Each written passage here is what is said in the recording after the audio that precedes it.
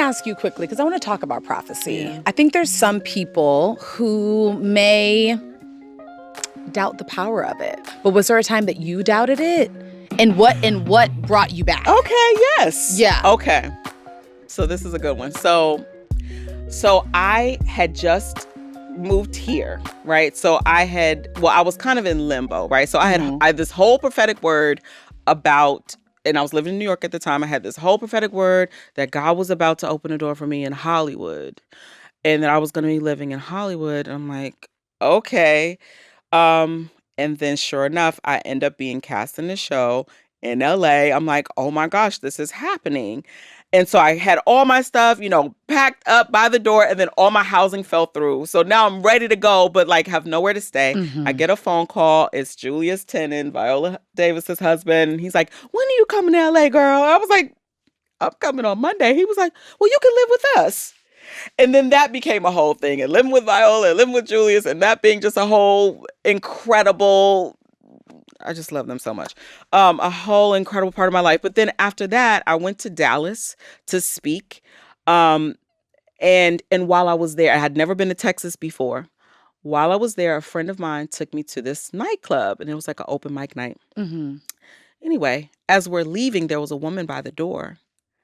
And I just said hi, and walked away. And the woman was like, excuse me, can you come back here, please? And I turned around and came back.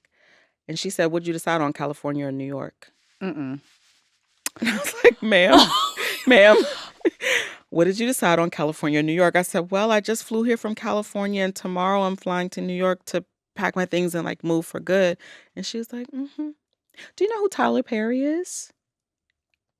I said, I know who Tyler Perry is. I've never met him. I don't know him personally. I know who he is. Yeah. And she said, well, he has studios in Atlanta, Georgia. And she said, that's what the Lord is going to do with you.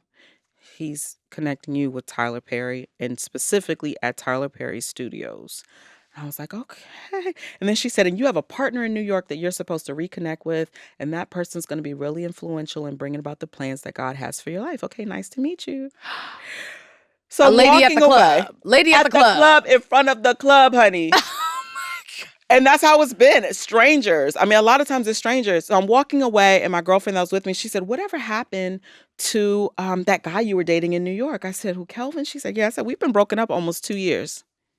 She said, well, that's who came in my spirit when she said, you have a partner in New York that you're supposed to reconnect with. And then I remembered that I had yet another prophetic word that before I moved to California, we would be back together, me and Kelvin. Now I'm about to move in 7 days, and it's been 2 years since we broke up. How is this going to happen, God? Let me tell you, on the 7th day, he showed up at my grandparents' doorstep in Washington, D.C. We got back together that day, and he's the one that took me to the airport in 7 days. Now, it was 5 years until I found myself at Tyler Perry Studios with Tyler Perry, filming If Loving You Is Wrong. And now with a beautiful star on Tyler Perry Studios lot with my name on it in front of the Oprah Winfrey soundstage.